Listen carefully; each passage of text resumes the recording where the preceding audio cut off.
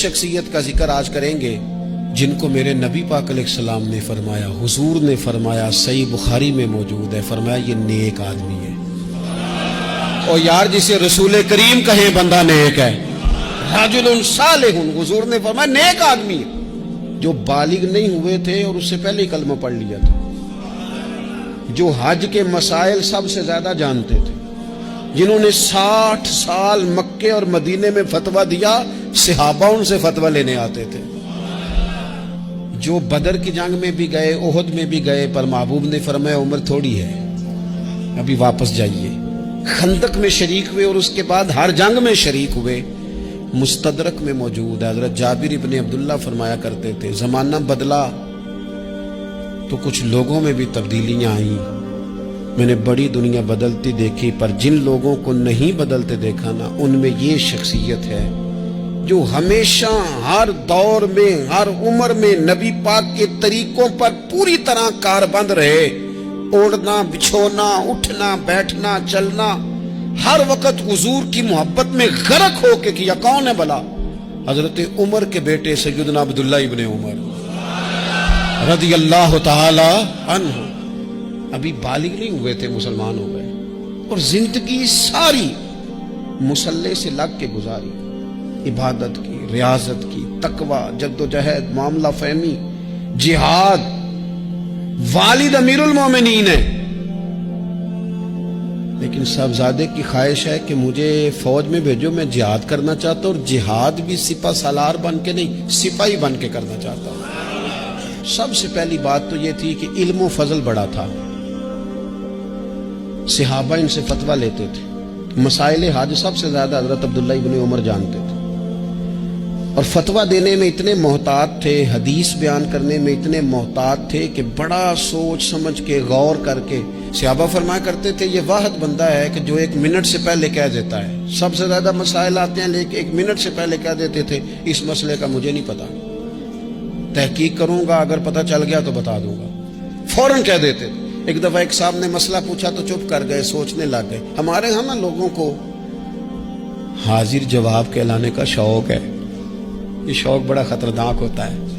اگر آپ حاضر جواب ہیں تو بڑی اچھی بات ہے، لیکن حاضر جواب کہلانے کا شوق تو نہ پیدا کریں۔ اگر آپ کو پتہ ہے، صحیح بخاری میں حدیث ہے، نبی پاک علیہ السلام نے ایک دن پوچھا تھا صحابہ سے کہ وہ درخت کون سا ہے جس کی مثال مومن کی طرح ہے؟ تو حضرت عبداللہ ابن عمر کہتے ہیں مجھے پتا تھا کہ وہ کھجور کا درخت ہے، اور میں نے جواب نہیں دیا۔ کیوں نہیں دیا؟ فرمانے لگے ابو بکر صدیق بیٹھے، فاروق اعظم بیٹھے، مولا علی بیٹھے، بزرگوں کی موجودگی میں جواب دیتا پھروں؟ یہ ٹھیک نہیں ہوتا، یہ صحیح نہیں ہوتا۔ یہاں تو بڑے لوگ، امام غزالی فرماتے ہیں جب میں اپنے مرشد سے مرید ہوا تو مجھے کہنے لگے بیعت میں نے کر لیا، آج کے بعد نہ تقریر کرنی ہے، نہ مدرسے میں سبق پڑھانا ہے، نہ کسی کو مسئلہ بتانا ہے۔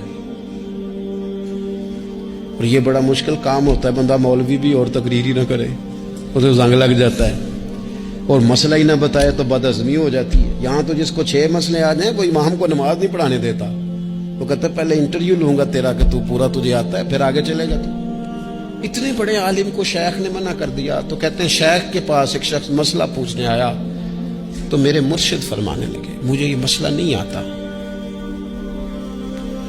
تو امام صاحب کہتے ہیں کہ میں نے اسے کہا مجھے آتا ہے، میں بتاؤں؟ کہتے میرے شیخ مسکرا پڑے، کہنے لگے غزالی میں تو تیرے ساتھ ساتھ اپنی میں بھی مارنا چاہتا تھا، پر تیری ابھی مری نہیں، پر تو کہتا ہے میں بتاتا ہوں۔ کچھ دیر چھوڑ دے، سارے مسئلے بتانے نہیں چاہیے، کچھ پہ عمل بھی کرنا چاہیے۔ میرے عزیز حضرت عبداللہ ابن عمر اتنا بڑے مفتی ہیں، مفتی مدینہ ہیں، مفتی مکہ ہیں، لوگ مسائل حج پوچھتے ہیں، بڑے بڑے استنباط کرتے ہیں قرآن و حدیث سے۔ ایک آدمی نے مسئلہ پوچھا تو حضرت عبداللہ ابن عمر فرمانے لگے دیر تک سوچا، دیر ہو گئی سوچتے سوچتے، تو وہ شخص کہنے لگا حضور اتنی دیر کیوں سوچ رہے ہیں؟ تو آپ فرمانے لگے تمہارا کیا خیال ہے کہ جو سوال تم مجھ سے پوچھتے ہو اور جو جواب میں تمہیں دیتا ہوں اس کے بارے میں رب مجھ سے سوال نہیں کرے گا؟ اللہ کی بارگاہ میں نے جواب نہیں دینا، تو میں سوچ سمجھ کے دے رہا ہوں تاکہ اس کا حساب دینا پڑے تو میرے لیے مشکل نہ ہو جائے۔